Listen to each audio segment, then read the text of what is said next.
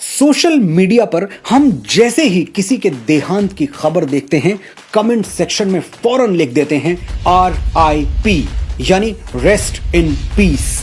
ये हमारा तरीका है अपनी संवेदनाएं प्रकट करने का। We feel sorry for the departed soul. हम अपनी प्रेयर्स ऑफर करते हैं, और प्रेयर क्या है? आपकी आत्मा शांति से विश्राम करे, may your soul rest in peace. ये इंटेंशन सही है, लेकिन एक्शन गलत है। किसी हिंदू की मृत्यु पर RIP लिखना उतना ही गलत है जितना कि उसे मुखाग्नि न देकर दफना देना। मैं एक हिंदू हूं, मेरा अधिकार है कि पंच तत्व से बने मेरे शरीर को मृत्यु के बाद चिता की अग्नि में स्वाहा कर दिया जाए। मैं कभी नहीं चाहूंगा कि मुझे कॉफिन में रखकर जमीन में गाड़ा जाए। जितनी बार हम किसी हिंदू या सनातनी की तस्वीर के नीचे RIP लिखते हैं, जाने अनजाने हम उसके उचित अंतिम संस्कार का तिरस्कार करते हैं, उसे अपमानजनक विदाई देते हैं। किसी दिवंगत हिंदू के लिए RIP लिखना क्यों गलत है, और यह गलत है तो फिर सही क्या है?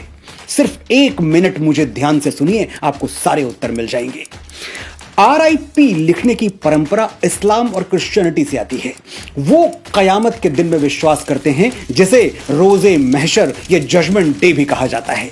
क्या होगा उस दिन? सारे मुर्दे जाग उठेंगे और खुदा उनका इंसाफ करेगा। इसी जजमेंट डे के लिए मुर्दों को कब्र में इंतजार करना पड़ता है और उनके लिए रेस्ट इन पीस की दुआएं की जाती हैं।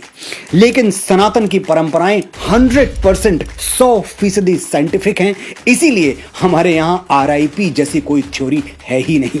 भगवान श्री कृष्ण भगवद गीता के अध्याय 2 श्लोक संख्या 22 और 23 में कहते हैं, वासांसि जीर्णानि यथा विहाय नवानि गृह्णाति नरो पराणि तथा शरीराणि विहाय जीर्णान्यन्यानि संयति नवानि देहि नयनम छिन्दन्ति शस्त्राणि नयनम दहति पावकः न चैनम क्लेदयन्तापो न शोषयति मारुतः।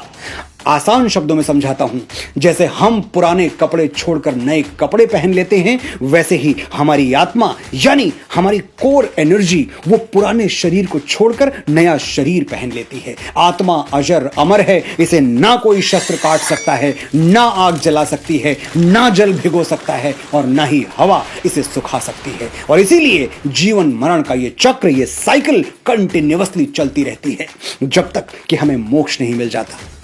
आपने ध्यान दिया होगा, मैंने आत्मा को एनर्जी कहा। क्यों कहा? समझाता हूं। आत्मा पर एग्जैक्टली वही साइंटिफिक लॉज अप्लाई होते हैं जो एनर्जी पर। थर्मोडायनेमिक्स का पहला नियम क्या है?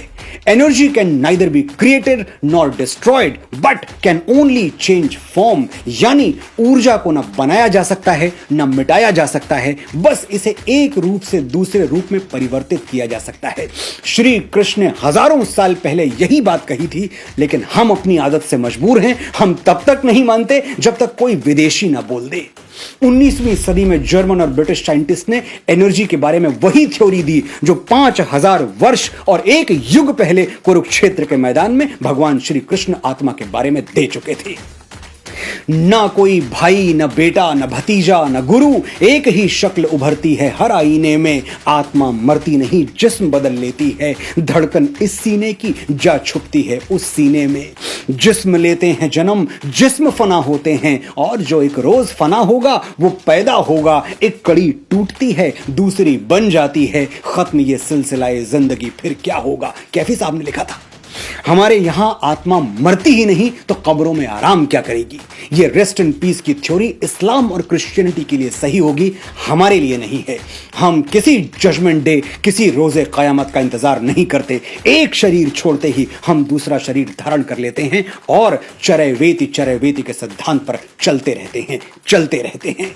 Rest in peace does not do justice to a Hindu soul. मैं बड़ी विनम्रता से निवेदन करता हूं, RIP लिखने से पहले ये जरूर देख लें कि कहीं आप ये प्रार्थना किसी हिंदू के लिए तो नहीं कर रहे, क्योंकि इससे उसकी आत्मा को शांति तो नहीं मिलेगी, हां कष्ट जरूर होगा।